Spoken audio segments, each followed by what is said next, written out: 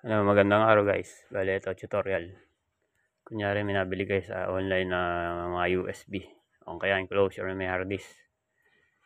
Tapos kinabit nyo sa computer nyo o laptop nyo. Kunyari ganito.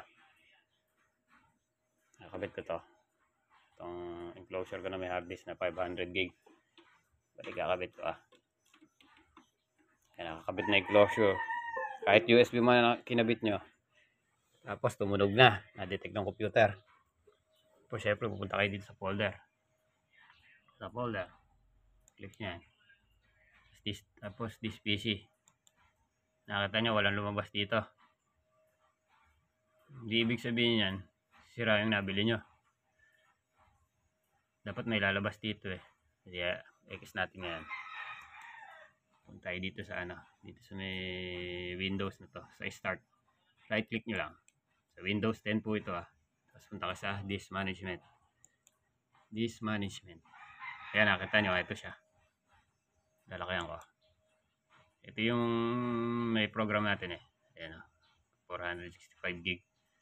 Tapos ito yung nawawala sa atin. Nakita nyo, new volume lang siya. New volume. Ayan, parehas. Itong dalawa na yan.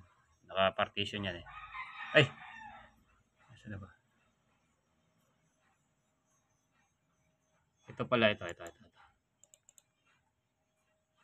Volume. Delete lang natin lahat yan. Tama ito, 60. Ito nga. Saka tatlong partition pala yan. Ayan. Itong tatlong nawawala. Ito tatlo. Kali gagawin natin dyan. Right click. Kasi wala tong walang letter, nakita nyo. Kailangan magka-letter siya para lumabas siya sa ito, walang letter. Kailangan may lumabas siyang letter. Kali yung tatlo, ito 1, 2, 3. Right click nyo lang isa-isa.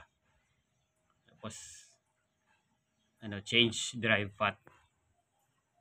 To change drive letter and path. Right click nyo lang, pindutin nyo lang yan. Tapos mag-add kayo, add. Yan, assign the following driver letter D. Tapos okay nyo. Yan, lumabas siya, nakita nyo. Kaya may lumabas na isa. Tatlo yun, may dalawa pa. X natin. Dito naman tayo. Right click nyo lang. Tapos ulit, change drive letter and path. Add ulit kayo, add. Tapos assign the following driver letter E. Okay nyo lang. Yan, lumabas na. May na tayo. Yan, E. Yan, may dalawa na. Isa na lang. Ito, last. Right click nyo ulit. Change driver letter and path. Add ulit. Tapos okay. Yan na guys. Lumabas na lahat. Yan. Tatlo na yan. 1, 2, 3. Ito na yun. Nandito sa enclosure ko or kahit USB man yan. Yan lang. Ganyan lang. Pakita ko sa iyo laman. Marami ng laman yan May mga laro yan.